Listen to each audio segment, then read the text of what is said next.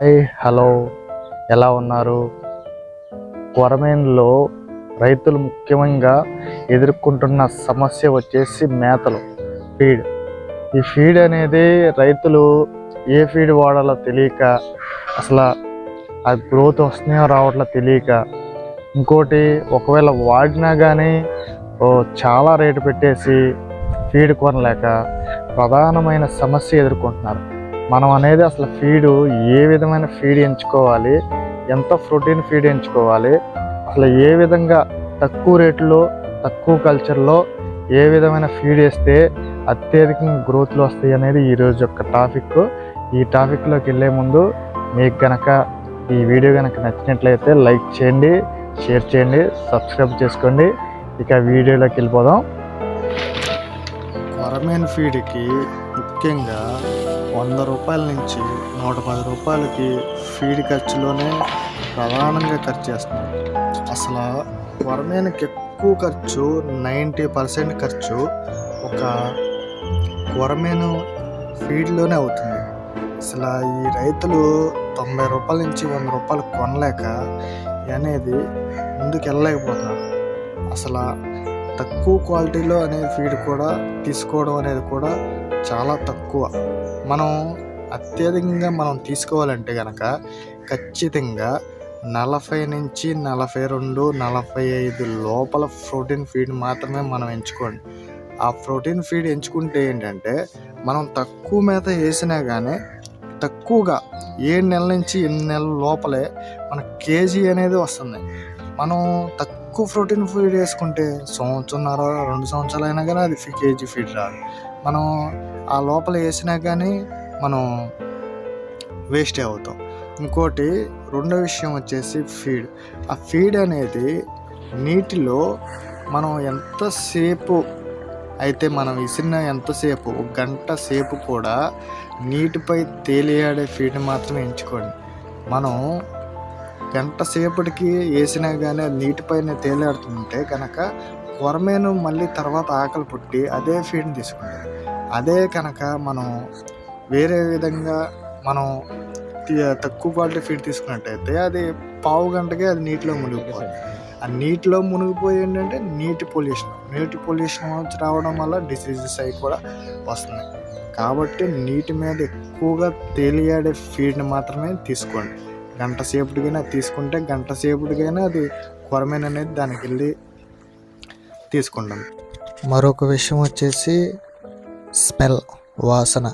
చేపకి ఎప్పుడు కూడా స్మెల్ అనేది చక్కగా స్ట్రాంగ్గా ఉండాలి.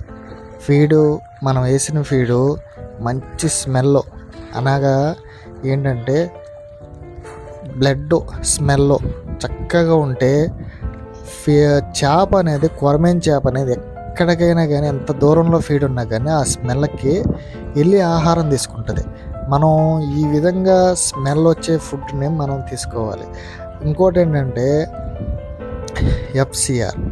ఎఫ్సిఆర్ బట్టి మనం అనేది ముందుకనేది వెళ్ళాలి.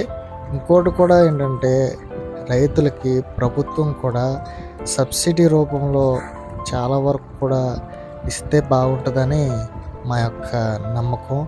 ఈ సబ్సిడీ అనేది ఏమి కాదు, మేతల పూర్వకంగా మనం ముందుకెళ్ళినట్లయితే చాలా వరకు బాగుంటుందని మా యొక్క కోరిక. ముఖ్యంగా తెలంగాణ ప్రభుత్వం ఈ కొరమేన్ రైతులకి అందిస్తే వాళ్లకు ఇంకా ముందుకెళ్తారని మేము ఆశిస్తాం. ఆ ఎఫ్సిఆర్ అంటే ఏమీ కాదు. ఎఫ్సిఆర్ అనగా ఒక 10,000 చేపలు ఎగ్జాంపుల్గా మనం ఎకరం లెక్క తీసుకున్నట్టయితే అది పావు కిలో ఉన్నట్లయితే ఒక్కొక్క చేప వచ్చేసి కేజీకి వచ్చి 10 గ్రాముల లెక్క వేసుకోవాలి. దాన్నే ఎఫ్సిఆర్ అంటారు. ఆ ఎఫ్సిఆర్ ప్రకారం మనం వెళ్ళినట్లయితే కనుక ఆ ఎఫ్సిఆర్ కన్నా తక్కువ తీసుకుంటే కనుక మేతల్లో ఉన్న క్వాలిటీ మేత అవి ఉండకపోవచ్చు. ఇంకో రెండో కారణం ఏంటంటే చేపల్లోనైనా డిసీజ్ వచ్చేది అదైనా ఉండొచ్చు. దాన్ని కూడా గమనించాలని అనుకుంటున్నాం. ఇంకోటి ఫీడ్ విషయం వచ్చేసి ఫీడ్కు ఎప్పుడు కూడా సమానంగా చేపలన్నీ కూడా సమానంగా తీసుకోవాలంటే గ్యాప్ ఫీడ్ అనేది కొట్టడం నేర్చుకోండి. గ్యాప్ ఫీడ్ కొట్టడం వల్ల ఏంటంటే ప్రతి చేప కూడా పెద్ద చేపలు వచ్చి తినేసి వెళ్ళిపోయిన తర్వాత చిన్న చేపలకి మేత అందం. అలాంటప్పుడు చిన్న చేప ఇంకా చిన్నగానే అలాగే ఎదిగిపోతుంది. అలా ఎదిగిపోయినప్పుడు చిన్న చేప 100 గ్రాములు 200 గ్రాములు అలా ఉండిపోతుంది. ఫీడ్ అంటే ఏమి కాదు, పెద్ద చేపలు తినేసి వెళ్ళిపోయిన తర్వాత అవి చిన్న చేపలు భయపడతాయి కదా. మనము పెద్ద చేపలు తినేసిన తర్వాత కడుపు నుండి చక్కగా వెళ్ళిపోయినప్పుడు చిన్న చేపకి మనం చక్కగా కొట్టినట్టయితే చిన్న చేప కూడా చక్కగా మేత దగ్గరకు వచ్చి చక్కగా శుభ్రంగా మేత తింటుంది. ఆ విధంగా మనం కొట్టినట్లయితే పెద్దగా వేరియేషన్ వండుకోకుండా ఉంటుంది. ఇంకోటి ఏంటంటే మనం మేత వేసేటప్పుడు ఎప్పుడు కూడా ఒకే చోట ఎప్పుడు కూడా వేయదు. చెరువు చుట్టూతో చక్కగా మనం తిరిగి చల్లినట్లయితే ప్రతి ఒక్క చేపకు కూడా ఫీడ్ అనేది అందుతుంది. ఈ విషయం అనేది మనం గుర్తుపెట్టుకుంటే కూడా ఈ ప్రతి చేపకు కూడా వేరియేషన్ అనేది కూడా ఎప్పుడు కూడా ఉండదు. నేను ఒక కొత్త లక్షణం అనేది, ఒక సబ్జెక్ట్ అనేది కొత్తది ఒకటి తీసుకొస్తున్నాను. అదేంటంటే ఫస్టే నేనే చేస్తాను. అది చేపల వేస్టేజీ, కోడి వేస్టేజ్తో ప్రస్తుతానికి నేను చేస్తాను. అది సగంలో సక్సెస్లో ఉంది. ఖచ్చితంగా అది సక్సెస్ అయినప్పుడు ప్రజలకి ఎలా చేయాలి, ఏ విధంగా చేస్తే బాగుంటుంది అనేది ప్రజలకు అందిస్తాను. ఇంకోటి ఏంటంటే మనం ఫీడ్ ఇచ్చినప్పుడు ఆ ఫీడ్ బాగా అరిగిపోవాలంటే కనుక ఖచ్చితంగా 2 డేస్కి 3 రోజులకి 4 రోజులకి ఒక్కసారైనా కానీ లివర్ టానిక్ అనేది ఖచ్చితంగా వాడండి.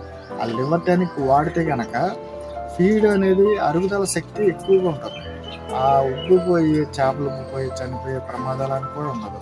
ఇంకోటి ఏంటంటే ఫీడ్ అనేది తొందరగా తీసుకోవాలంటే ఈ ప్రోటీన్ ఆయిల్స్, ఫిష్ ఆయిల్స్ అని వస్తున్నాయి. అవి కూడా మనం తక్కువ మోతాదులో కూడా మనం వాడుకున్నట్లయితే ఫిష్ కూడా తొందరగా, చేప అనేది ఫీడ్ కూడా తొందరగా తీసుకుంటాం. ఈ విషయాలన్నీ కూడా గుర్తుపెట్టుకుంటే కనుక మనం ఫీడ్ అనేది ఒక సబ్జెక్ట్లో పూర్తిగా మనం